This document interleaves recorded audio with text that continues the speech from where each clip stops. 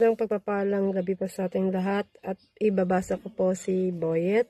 Siya po ay babasa sa chapter 15 sa Exodus verses 1 to 3. Ang awit ni Moises.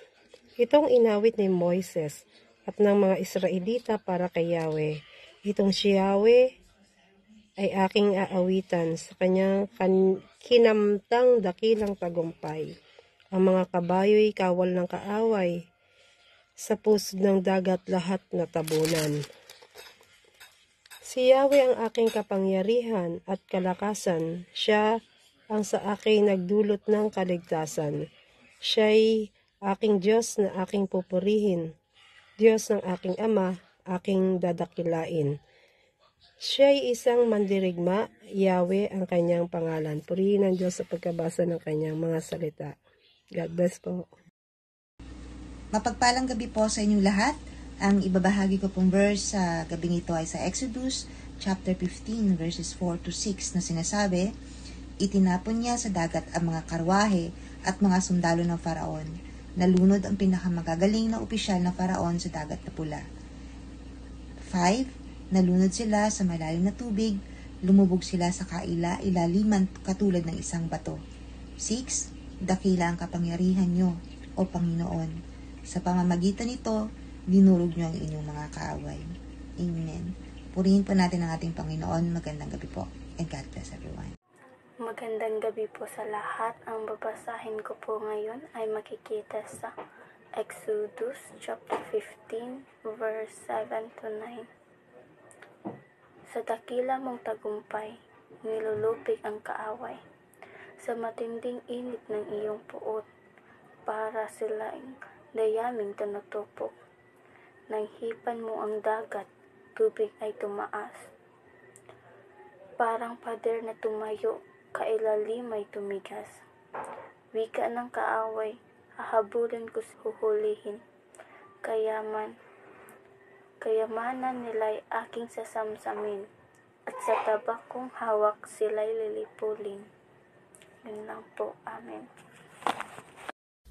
Magandang gabi po sa ating lahat. Ang akin pong isi-share ngayon ay sa Exodus chapter 15 verse 10 to 12.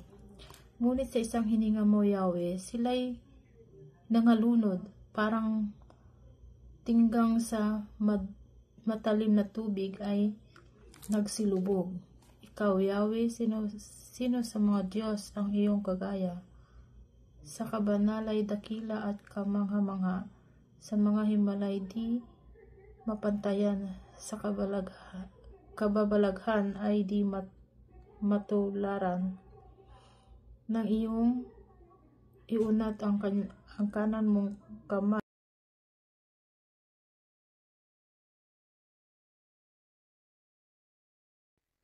Magandang gabi po sa lahat. Ang babasahin ko po ngayon ay makikita sa Exodus 15 verse 13 to 15.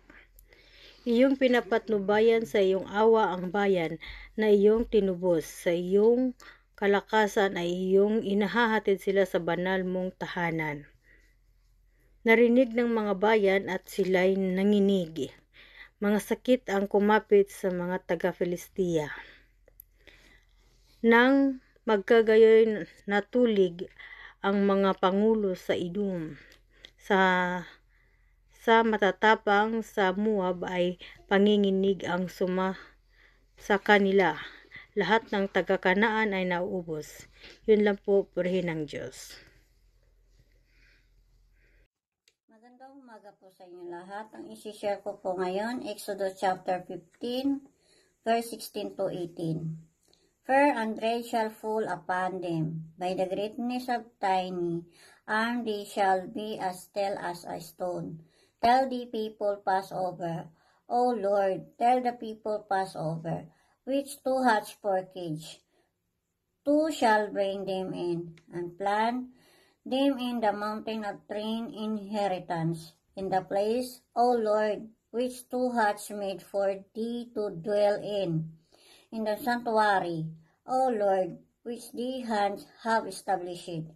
The Lord shall reign forever and ever. Amen. Isang mapagpalang gabi po sa ating lahat para po sa ating devotion. Gusto ko pong ibahagi sa inyo ang Exodus chapter 15 verses 19 and 20. Sabi po rito, "For when the horses of Pharaoh with his chariots and his horsemen went into the sea, the Lord brought back the waters of the sea upon them, but the people of Israel walked on dry ground in the midst of the sea. Then Miriam the prophetess, the sister of Aaron, took a tambourine in her hand, and all the women went out after her with tambourines and dancing." Amen. Purihin ng Panginoon sa pagkabasa po ng kanyang salita. So dito po, ang masasabi ko lang po, naging victorious po yung journey po ng mga Israelites palabas po ng Egypt sa pagdaan po nila sa Red Sea. At makikita po natin na yung mga humahabol po sa kanila ng mga tauhan ng Paraon ay muling ibinalik ng Panginoon yung tubig at sila'y mga nangalunod at hindi na po nakitang muli. So sa pagkakataong yon, naging matagumpay po at kaya po sila ay nagdiwang, nagsaya, nagkantahan, nagsayawan.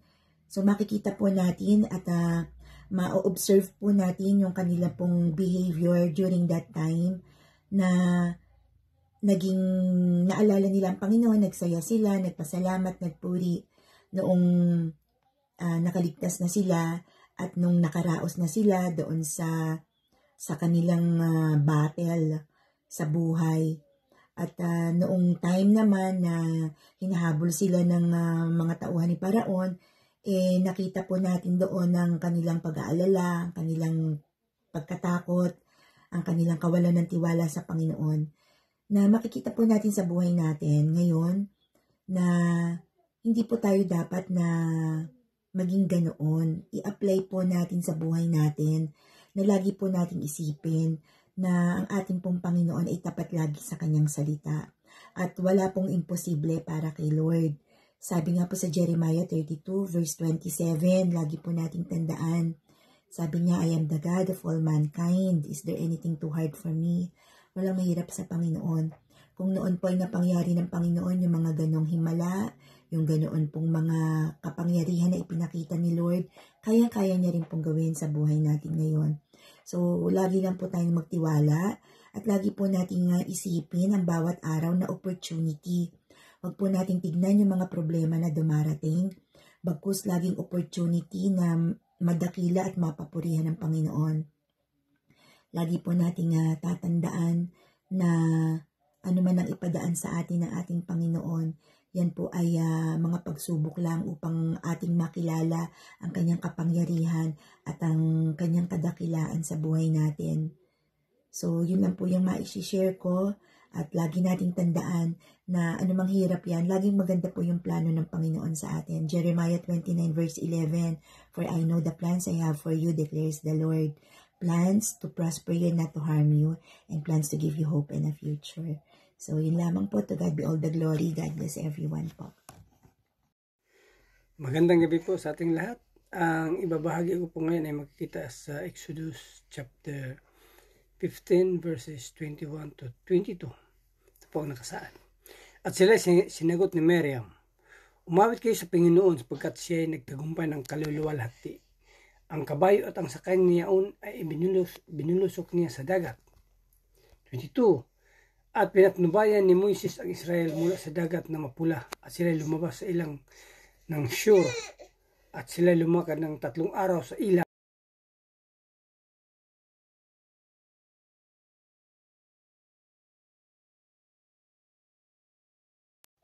Ngayon babasahin ko po Exodus chapter 15 verse 23 to 24. "At nang sila dumating sa Mara, ay hindi sila makainom ng tubig sa Mara, sapagkat mapait, kaya't ang pangalang itinawag ay Mara. At inupasala nagpayan si Moises na sinasabi, anong aming iinumin? Amen." Anyong haseyo, Yorobun? At nasa Exodus chapter 15 po na po tayo at ang aking pong babasahin ay sa verses 25 to 27. Sabi rito, "Dahil dito humingi ng tulong si Moises kay Yahweh. Itinuro naman sa kanya ang isang putol na kahoy. Kinuha ito ni Moises at inihagis sa tubig. Nawala ang pait niyon. Doon sinubok sila ni Yahweh at binigyan ng tuntunin. Ang sabi niya, kung ako ay buong puso ninyong susundin, kung gagawin ninyo ang matuwid at susundin ang aking kautusan at mga tuntunin, hindi ko ipaparana sa inyo ang alinman sa mga sakit na ipinadala ko sa Ehipto. Akong si Yahweh ang inyong manggagamot. Pagkatapos nakarating sila sa Elim, doon ay may 12 balon at 70 puno ng palma at sila'y nagkampo sa tabi ng mga balon. Purihin ang Diyos sa pagkabasa ng kanyang mga salita. God bless po.